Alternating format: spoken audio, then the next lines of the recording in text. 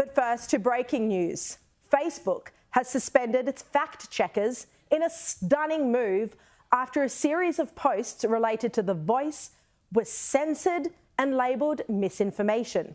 In a major move, Meta, the owners of Facebook, suspended their fact-checkers at RMIT University, which will no longer have the power to judge what's true or false on Facebook. And an investigation is now underway. This comes after Sky News revealed RMIT FactLab's director Russell Skelton, who's married to ABC journalist Virginia Trioli, was campaigning for The Voice to Parliament, resharing slogans and images created by Linda Burney. And another fact-checker at RMIT, Renee Davidson, risked breaching its impartiality requirements when she shared on her own social media a post that accused opposition leader Peter Dutton of fear-mongering through racism.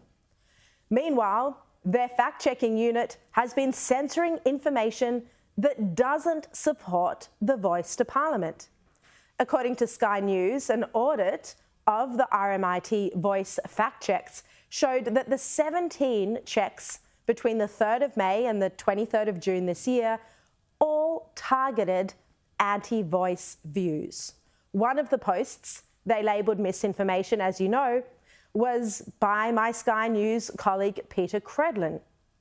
She was censored for a post where she said the Uluru Statement from the Heart was longer than a single page and ran to 26 pages. It's a contested point, subject to debate, but it's hardly misinformation.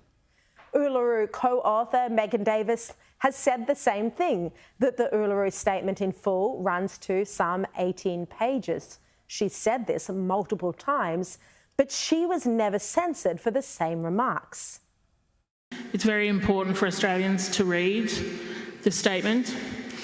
And the statement is also much bigger. It's actually 18 pages. But the Facebook fact-checkers at RMIT labelled Credlin's comments, very similar to that, false and misinformation, as you can see on the screen. Well, the ABC's Media Watch didn't agree with this decision, saying, like I've said, that at the very least, it's a disputed point. Should Facebook have labelled her claim false? A spokesperson for Meta told Media Watch it wasn't us. This fact-check was applied by an independent fact-checker and not Meta. And that is true. But it was Meta that slapped it on.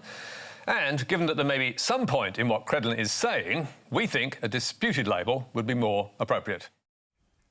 Former Prime Minister John Howard, who I've interviewed about The Voice at length for tonight's program, well, he criticised the censorship that's underway. He's highly concerned as well about the Albanese government's proposed legislation to further crack down on misinformation. He says governments have no place to be policing free speech and that defamation and other laws already do this perfectly well. We have a free press. I mean, we criticise it and it can be very uncomfortable. I was made very uncomfortable by the free press on many occasions when I was Prime Minister, but that's their job. And my full interview with John Howard is coming up later in the show. But many other posts from the No campaign have also been censored by Facebook. The Institute of Public Affairs has had at least 6 posts removed. Former Liberal MP Nicole Flint has also had comments that she made here on Sky News blocked as well. In a statement about its decision to suspend this Australian fact-checking unit, Facebook said, the International Fact-Checking Network requires participating organisations to demonstrate a commitment to non-partisanship and fairness. It said the IFCN will determine whether RMIT FactLab's expired certification should be reinstated. Considering both the nature of the allegations against it and the upcoming referendum, we've decided to suspend RMIT from our fact-checking program pending the IFCN's decision. We remain steadfast in our commitment to stop the spread of misinformation on our services and continue to partner with AAP and AFP in Australia.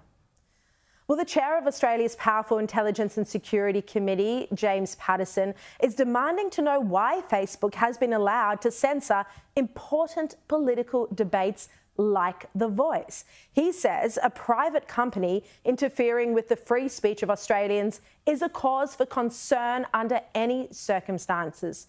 He says the decision of a foreign headquartered social media platform to interfere with legitimate public discourse during a referendum to change the Australian Constitution is particularly egregious and cannot go unaccounted. And James Paterson will join me on the show tonight to speak about this. But let's look at where this all began, this claim that the No campaign was spreading misinformation. Well, in Parliament, of course, with both the Prime Minister Anthony Albanese and the Indigenous Affairs Minister Linda Burney accusing the No campaign of misinformation. It was Albanese who said that it was a conspiracy to suggest the Uluru statement ran for more than one page. And then fact checkers followed suit and censored this claim, even though, as we've just shown you, Megan Davis time and time again herself called it an 18-page document. This is a ripper. That is the Uluru statement from the heart on an A4 bit of paper.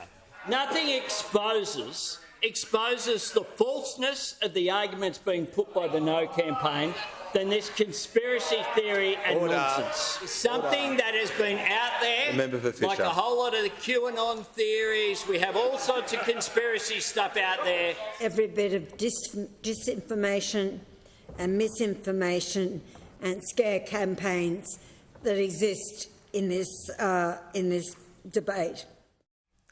Clearly, the signed document is one page and the supporting documentation runs longer. But if you have a view one way or the other, you're entitled to that view and you shouldn't be censored for it. And this is a serious issue, the curtailing of free speech and political opinions, particularly on the basis that they're misinformation. It shouldn't be a word bandied about so easily. They may be opinions you don't agree with. They may be unfashionable opinions. But it doesn't make them false or conspiracies. On the eve of Anthony Albanese announcing the date for the Voice to Parliament referendum, it's critical that both sides are allowed to have their say so that voters can make up their minds.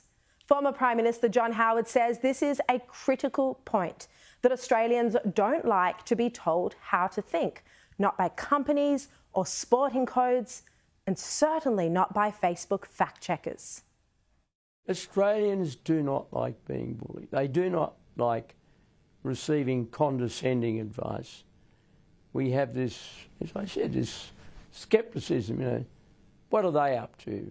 What do they want? That's the sort of reaction that you get, and I don't think that's going to help, but help the yes case.